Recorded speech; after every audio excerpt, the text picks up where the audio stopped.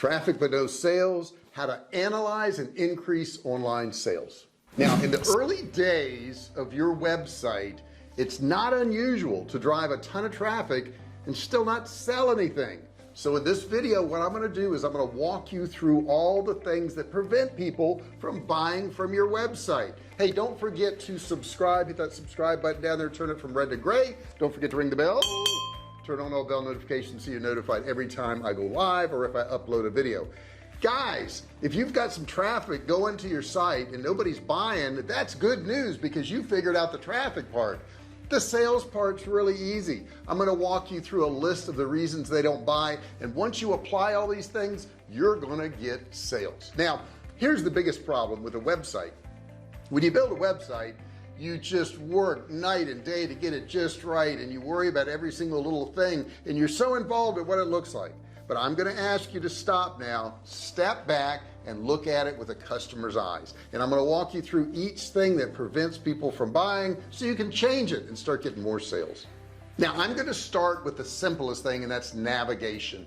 How easy is it to navigate your site? I want you to pretend you're a customer. I want you to go to the navigation bar and pretend that you're trying to find something. You've got to make this as easy as possible, guys. People don't want to hunt and search. It's your responsibility to make it easy to navigate your site.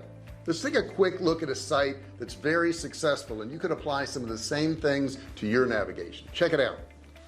Okay, here we are, and if you notice at the top of this web page, that's the header navigation. Now here's the interesting thing about this. People have been trained to find this header navigation up here.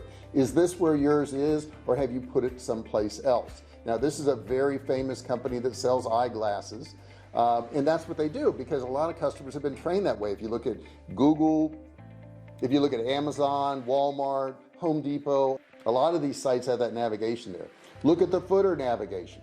These are all the things they're looking for. Contact us, careers, journal, gift cards, frequently asked questions. All these things are put in a spot where people have been trained to look for them. And if yours is in a different spot, that could be one of the big problems that you're having.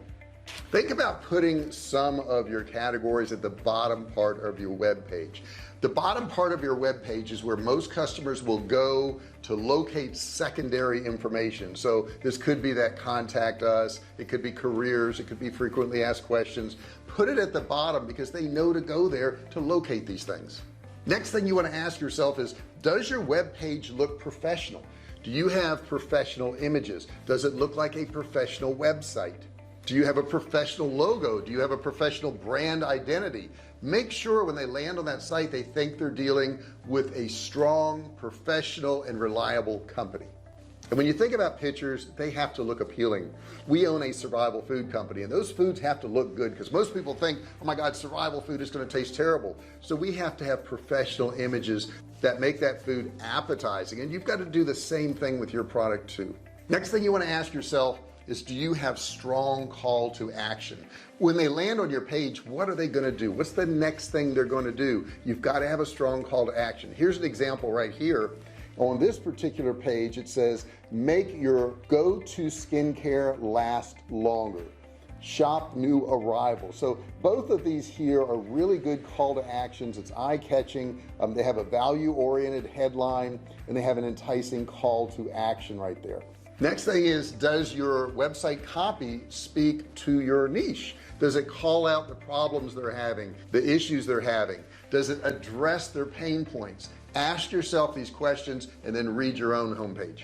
And here's something I learned early on. If your web page speaks to everybody, then it speaks to nobody. Don't try to sell the entire world. You don't need the entire world. There's 7 billion people. You don't need all those customers. You need to speak to the people that actually want and need your product, and you need to speak to their pain points and their desires and interests.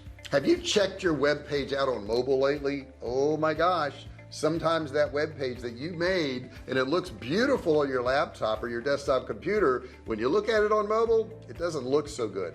Make sure that your website is mobile friendly. It's mobile responsive. Check it out on a mobile phone after you've designed it and see what changes you need to make so that it's easy to navigate on somebody's phone. Let's face it, the majority of the people are going to go to your web page from a mobile phone. Now, does your business seem trustworthy? Well, what is trustworthy? Building trust is hard to do when you don't have any customers yet. So how are we going to do that? Maybe the first thing we want to do is have a chat section where they can actually talk back and forth to you. At the very least, have a help desk where they can submit some questions. The next thing is, what is your presence on social media? Do you have a presence on social media? If you don't have a presence on social media, how do they get a hold of you? How do they learn about you? How do they check you out? That's very important also. If you can source some user generated content, that would be great. When I say a user, somebody who's bought your product, if you could put information on there that they've posted, that makes your company seem more reliable and more trustworthy. And don't forget, craft your own story. Tell them about you, how you got started. Have a great about you section, maybe even a video from the owner talking about the company and what their goals are and what they're trying to do. What is their mission statement? Look at data too. Data is so very important. Make sure you've got Google Analytics set up. Are you losing customers? Why are you losing customers? Where are you losing customers? Analyzing this data can help you tweak your web pages and get you more sales. Are products being added to customers' carts and then they abandon them?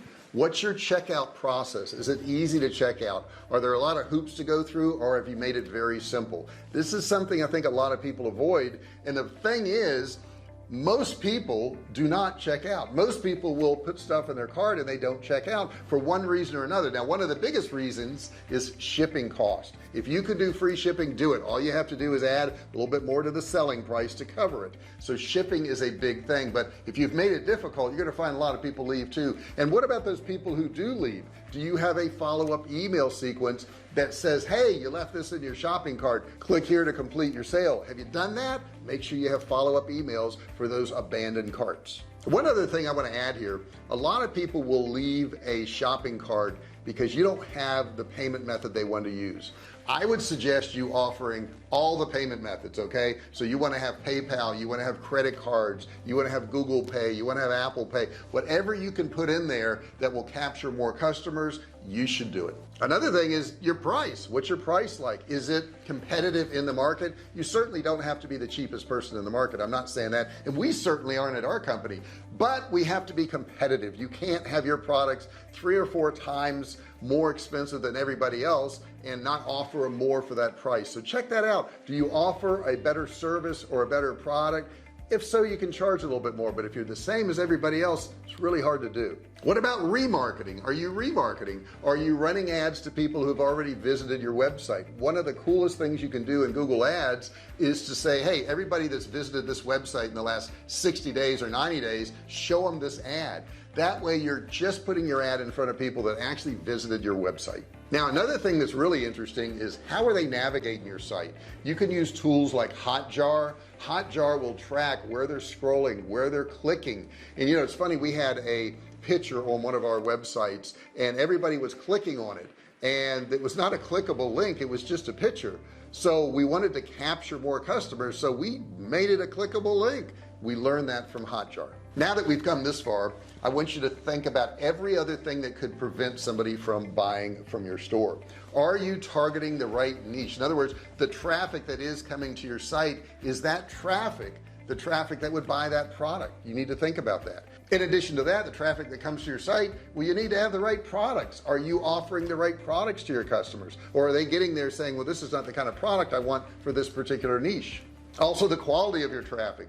What is the quality of your traffic? Is it high quality? Is it low quality? High quality buys, low quality does not. Additionally, do you have opt-ins where they can do downloads and get free reports so that you can capture emails? Capturing emails is so important because one down the road, you're going to want to market to these people through email campaigns. So if you make those changes and you do those things, you're going to find that that traffic coming to your site, they're going to start buying. I hope you enjoyed this video. I hope you got a lot out of it. If you did, do me a favor, share it with your friends and family, and don't forget to subscribe. Hit that subscribe button down there, turn it from red to gray. Don't forget to ring the bell, turn on all bell notifications so you're notified each and every time we go live.